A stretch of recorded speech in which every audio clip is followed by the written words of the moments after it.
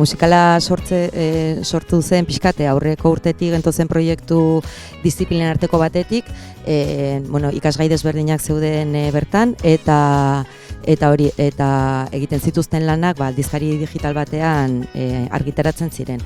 Orduan, ikusten genuen pixka bat kaleratu behar genituela lan horiek eta eszenara eramaz, implikatuta geunden ikasgaiak, azkenean plastika, musika, eszenikoaren parte bezala ikusten genuen eta erabaki zen proiektua aurrera ateratzea musikal baten bitartez. Musika aukeragaia hartu duten ikasleek hartzen dute parte, asko dira, osotara 78 ikasle dira, eta denek hautatu duten musika laugarren mailan egiteko aukeragai moduan.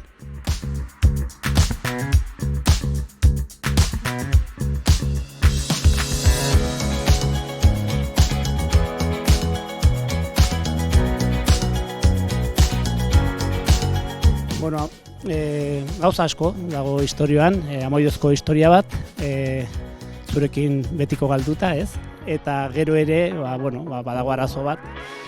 Ikasbidaian oinarritzen da musikala, ateratzen dira Andaluziara, ikasle guztiak ikasbidaian, duela hilabete bat egin zuten gainera haien ikasbidaia.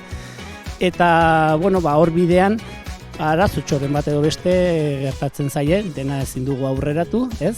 Sare sozialen erabilerarekin ere mezu bat biralizatu egiten da, arazoa sortzen da, ero konpontzen da, amoidozko istorio bat tarteka, eta ongi bukatzen da, festa handi batekin.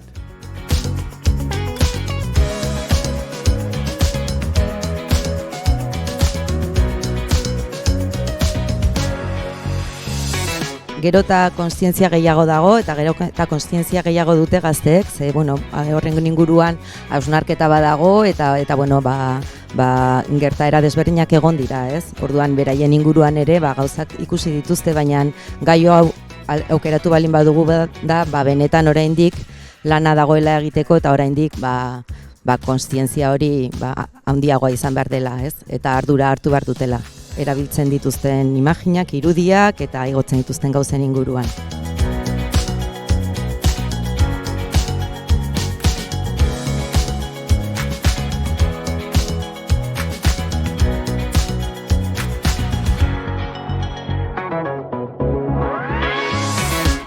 Hau sortu da jarraitzeko asmoarekin, orduan behin bukatuta, bilduko gara, egingo dugu azterketa, zer joan den ongi, zer hobetzeko dugun, baina nik uste dut plana da jarraitzea hurrengo urtetan ere honekin.